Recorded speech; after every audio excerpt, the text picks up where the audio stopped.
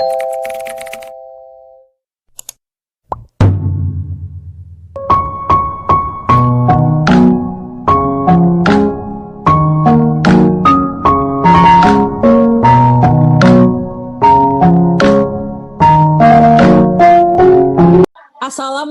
warahmatullahi wabarakatuh. Shalom.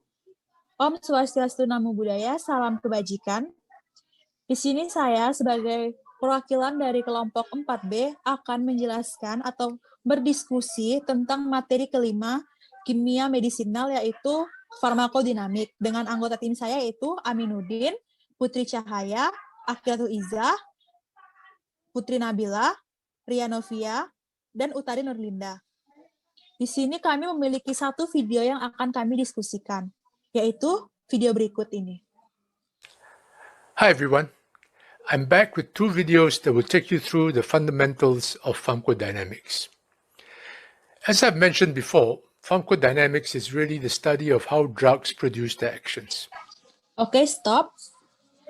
Dari video tadi, kita sudah dapat melihat bahwa farmakodinamik adalah bagaimana suatu obat memproduksi atau menghasilkan efek farmakologisnya.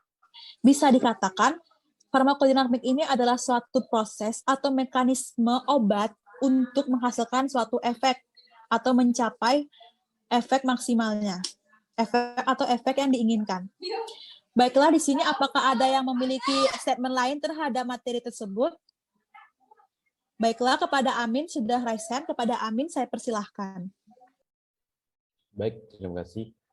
Jadi, kalau ditinjau dari kata farmakodinamik terdiri atas dua kata ya. Yang pertama ada farmako dan dinamik. Jadi arti kata farmako ini adalah obat, kemudian dinamik ini bergerak. Jadi kalau digabungkan didapatkan sebuah arti yaitu obat yang bergerak. Ya, jadi artinya apa? Jadi farmakodinamik ini dapat diartikan sebagai pergerakan obat. Pergerakan obat di dalam tubuh. Bagaimana proses obat ini bekerja di dalam tubuh, kemudian hingga obat tersebut memberikan respon terhadap reseptor yang ada di dalam tubuh. Nah, proses-proses yang dimaksud di sini seperti apa?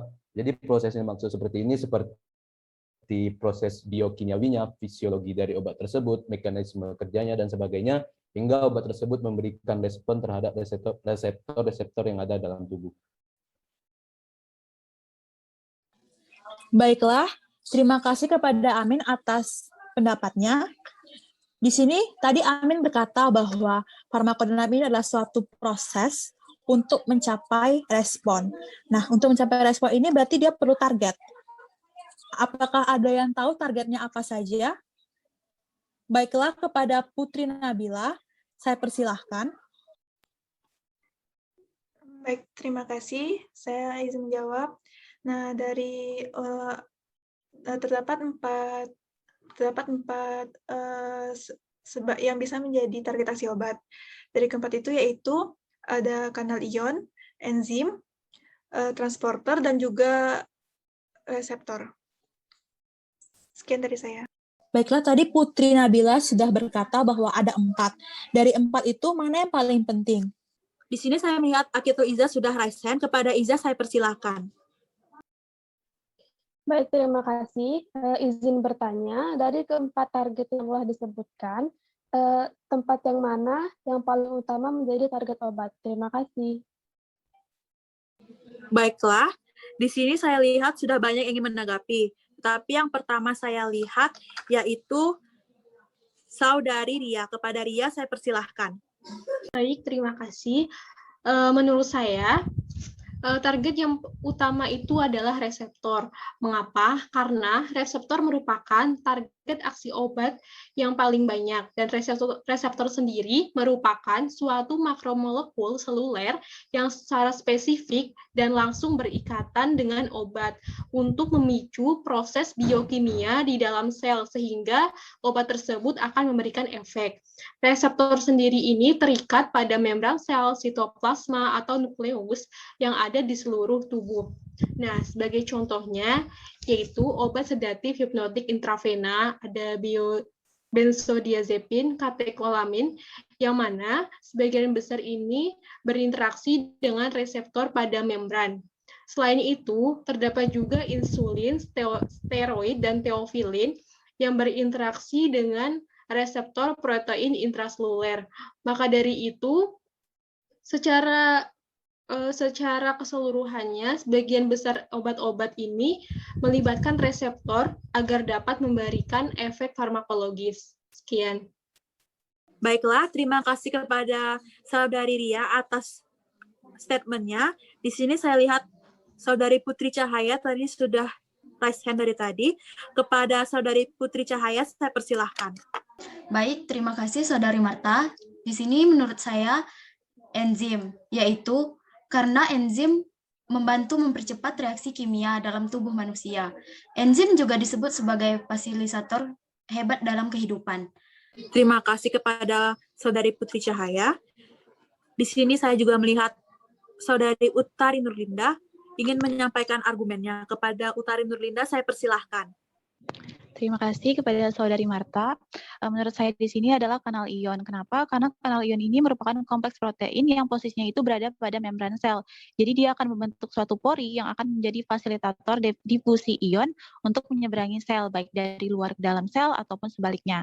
Di mana aksi obat di sini itu ada dua. Dia bisa menduduki kanal ion itu atau memodulasi buka tutupnya kanal ion.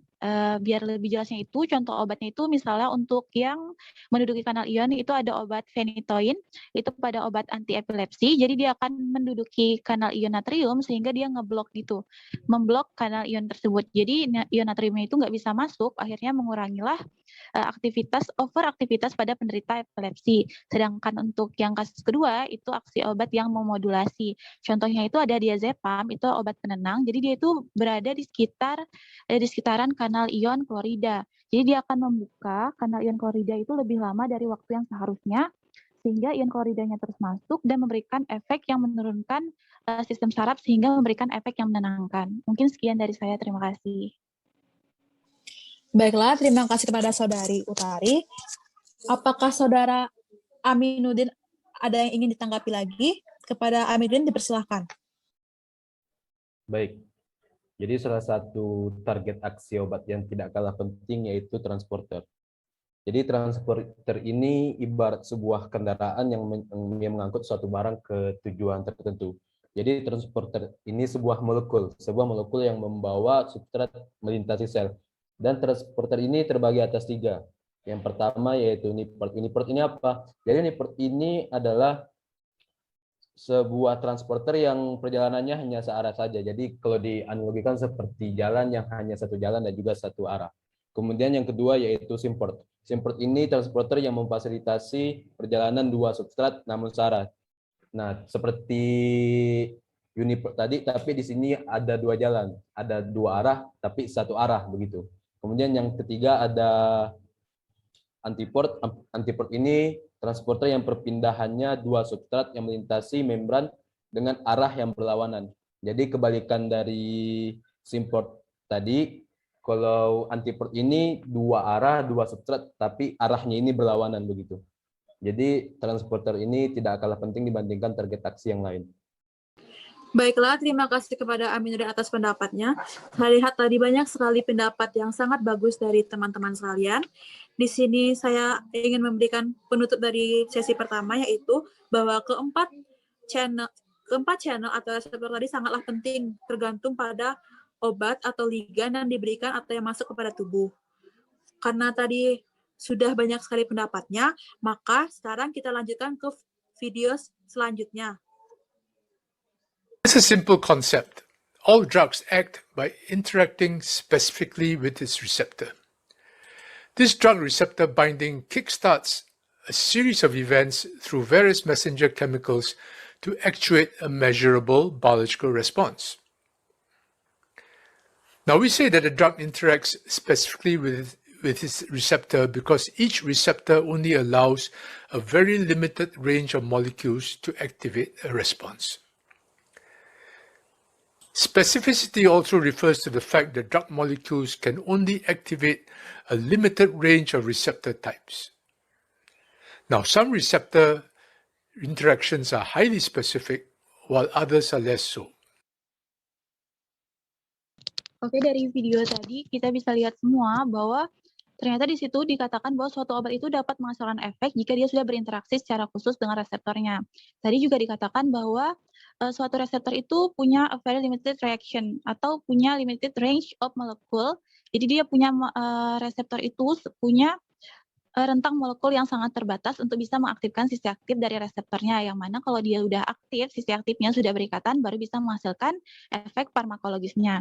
Nah, di sini kita juga dapat lihat tadi dari ilustrasi videonya, di situ digambarkan bahwa memang interaksinya itu khusus atau spesifik. Jadi dia tidak bisa berikatan sama semua molekul.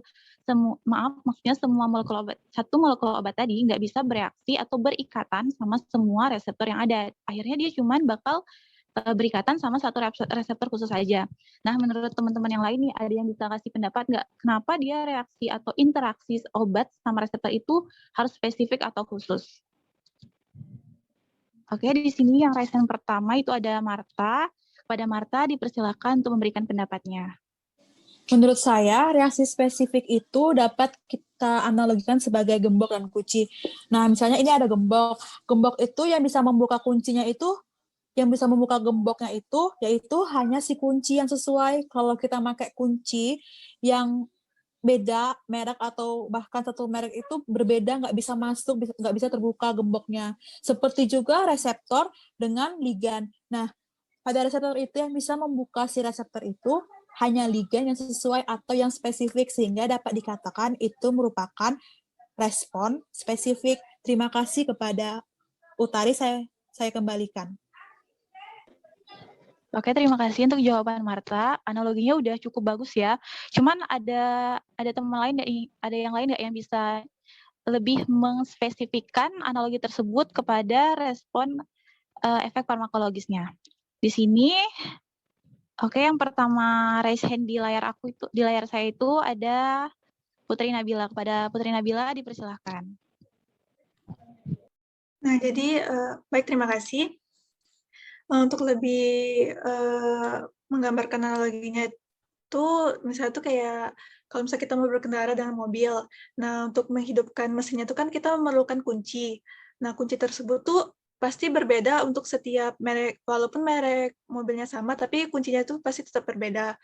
Lalu setelah kita memasukkan kunci tersebut ke lubang kunci atau ke tempat kuncinya, maka mesinnya akan hidup. Dan yang berarti tujuan kita untuk menghidupkan mesin tersebut tercapai. Hal itu juga berlaku pada interaksi ligan dengan reseptornya. Dari respon spesifik ini, maka berguna untuk mengaktifasi reseptor sehingga efek farmakologis yang diinginkan, yang ditujukan akan tercapai. Terima kasih. Oke, terima kasih kepada Putri Nabila yang sudah memaparkan pendapatnya. Selanjutnya di sini ada Akidatul Izzah. Kepada Akidatul Izzah dipersilahkan. Baik, terima kasih Utari. Izin menambahkan, contohnya itu pada obat benzodiazepin sebagai obat penenang yang bekerja di reseptor sistem saraf pusat. Nah, benzodiazepin ini bekerja dengan cara meningkatkan aktivitas gamma aminobutyric acid atau GABA, dan GABA ini merupakan neurotransmitter yang berfungsi untuk mengurangi keaktifan dari sel saraf yang ada di otak sehingga menimbulkan efek yang lebih tenang. Terima kasih. Baik, terima kasih atas jawaban dari Akidatul Izzah. Saya rasa dari penjelasan teman-teman semua itu udah cukup ya untuk menjelaskan kenapa interaksinya itu spesifik. Seperti analogi yang sudah disebutkan tadi antara kunci dan gembok. Jadi memang interaksi antara obat dan reseptor itu spesifik, barulah dia bisa menghasilkan efek farmakologis yang diharapkan. Selanjutnya akan dilanjutkan untuk menonton video berikutnya.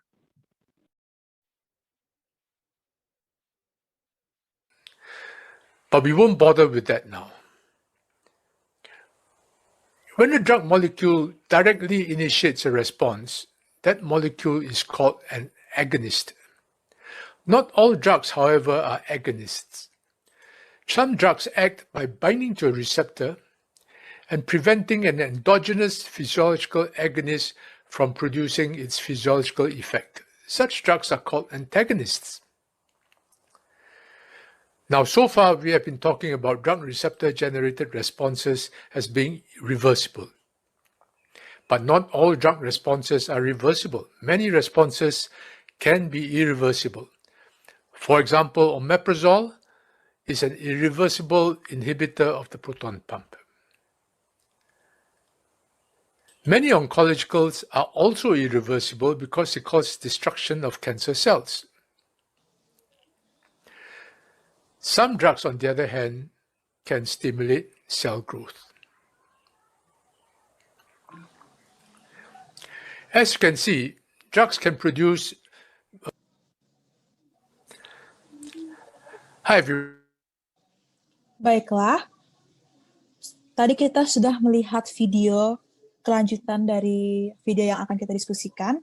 Kemudian saya akan menjelaskan beberapa hal dari video tersebut, yaitu ketika molekul obat mengikat reseptor akan menghasilkan efek, itu disebut agonis. Tetapi tidak semua obat bersifat agonis. Beberapa obat menghalangi atau memblokir si agonis itu, seperti yang kita lihat. Saat agonis berusaha mencapai reseptor, dia dihalangi oleh si antagonis. Si antagonis ini tidak memberikan efek, tapi dia menghalangi si agonis untuk berikatan. Kalau agonis tidak berikatan, maka tentu tidak terjadi efek farmakologis antara agonis dengan reseptor. Kemudian, antagonis ini dibagi menjadi dua, yaitu kompetitif dan non-kompetitif. Antagonis ini ada yang bersifat irreversible dan ada yang bersifat reversible. Irreversible artinya ikatan tersebut tidak dapat lepas, atau lepas hanya pada saat terjadi denaturasi pada reseptor. Sedangkan reversible berarti ikatan itu dapat lepas. Irreversible terjadi pada antagonis non-kompetitif, sedangkan reversible terjadi pada antagonis kompetitif. Contoh dari irreversible pada video tadi yaitu omeprazole yang merupakan pemblok atau yang antagonis pada reseptor ion hidrogen, pompa ion hidrogen. Nah, tadi saya sudah mengatakan bahwa ada yang irreversible dan ada yang reversible pada antagonis. Apakah ada yang mendasari hal tersebut? Di sini saya lihat sudah banyak sekali yang raise hand. Tapi yang raise hand pertama adalah Putri Cahaya. Kepada Putri Cahaya saya persilahkan. Baik, terima kasih Marta. Di sini menurut saya adalah karena sifat dari antagonis itu sendiri, yaitu kompetitif dan yang non-kompetitif. Apa itu kompetitif? Itu dia bersaing di situs yang sama, dan sedangkan non-kompetitif, yaitu dia bukan dari sisi aktif dari reseptor atau di situs yang berbeda dengan agonis. Makanya bisa dapat merubah bentuk reseptor tersebut. Terima kasih. Baiklah, terima kasih kepada Putri Cahaya. Apakah tadi Aminuddin sudah raise hand? Apakah Aminuddin ada pendapat lain atau ingin menambahkan dari Putri Cahaya? Kepada Aminuddin saya persilahkan. Baik, terima kasih. Jadi kenapa dia disebut dengan reversible maupun irreversible? Yang pertama, dia kenapa disebut dengan reversible? Karena efek si antagonis ini dapat diatasi dengan menambahkan jumlah konsentrasi agonis, sehingga agonis ini dapat berikatan dengan reseptor dan mencapai efek farmakologisnya secara optimum ataupun maksimum. Dan kemudian kenapa dia disebut dengan irreversible? Karena si antagonis ini sudah tidak bisa diatasi lagi. Walaupun dia ditambahkan dari konsentrasi agonisnya, si antagonis ini tidak dapat diatasi lagi. Jadi si agonis ini tidak bisa berikatan dengan reseptor akibat dari antagonis ini yang tadi tidak bisa diatasi. Terima kasih. Baiklah, terima kasih kepada Aminuddin atas pendapatnya. Ia juga ingin memberikan argumennya. Kepada Ria, saya persilahkan. Baik, terima kasih. Sudah kita lihat tadi, di situ terdapat kurva log hubungan antara efikasi dengan konsentrasi obat, yang mana antagonis kompetitif akan menggeser kurva agonis ke kanan, yang Dengan cukup penambahan konsentrasi agonis dapat memperoleh efikasi atau efek farmakologis yang optimum. Sedangkan kurva agonis yang telah ditambah dengan antagonis non-kompetitif, kurvanya akan bergeser ke bawah dan ke kanan, yang artinya walaupun ada penambahan konsentrasi, efek farmakologisnya tetap akan menurun. Sekian, terima kasih. Kepada Utari, saya lihat Utari dari tadi sudah bersabar dengan raise hand-nya. Kepada Utari, saya persilahkan. Baik, terima kasih kepada Saudari Marta. Di sini saya izin menambahkan untuk contoh obatnya biar kita bisa lihat langsung gimana sih kerjanya lewat contoh obatnya. Di sini misalnya itu ada prazosin sebagai antagonis yang kompetitif dan phenoxybenzamin sebagai antagonis yang non-kompetitifnya yang mana bekerja pada reseptor yang sama yaitu adrenergic. Nah, di mana obat ini perannya itu sebagai antihipertensi. Untuk prazosin itu dia kan antagonis kompetitif. Jadi sesuai namanya kompetitif, dia akan bersaing sama agonisnya yaitu norepinephrine untuk berikatan di situs yang sama, di mana itu sisi aktif dari reseptor adrenergic. Nah, karena dia di sini ikatan yang terbentuknya tadi reversible, jadi bisa putus dengan cara kita meningkatkan konsentrasi obat dari agonisnya. Sehingga agonis inilah yang nantinya akan berikatan sama sisi aktif reseptor. Sedangkan untuk phenoxybenzamin, nah, di sini dia antagonis yang non-kompetitif. Jadi dia tidak bersaing karena dia tidak mengikat sisi aktif dari reseptor adrenergic. Jadi dia mengikat pada sisi selain sisi aktifnya, di mana dia membentuk ikatan yang irreversible atau di sini permanen. Jadi dia bahkan bisa menyebabkan denaturasi. Mungkin sekian, terima kasih. Baiklah, terima kasih kepada Saudari Utari telah menyampaikan argumen berupa contoh dari antagonis ini. Kemudian kita sudah tadi mendengarkan berbagai statement, argumen maupun pendapat dari berbagai sudut pandang terhadap sisi irreversible dan reversible antagonis ini. Saya ingin satu orang untuk menyampaikan closing statement terhadap diskusi kali ini. Baiklah, karena Akiratul Izzah sudah raise hand, kepada Akiratul Izzah saya persilahkan. Baik Marta, terima kasih. Berdasarkan diskusi kita pada hari ini, dapat ditarik kesimpulan mengenai farmakodinamik. Farmakodinamik sendiri adalah studi tentang efek biokimia dan fisiologi obat. Nah, untuk mencapai efek respon, maka harus mencapai target. Sudah dijelaskan oleh teman-teman kita tadi bahwa targetnya itu ada 4. Yang pertama, kanal ion, enzim, transporter, dan reseptor.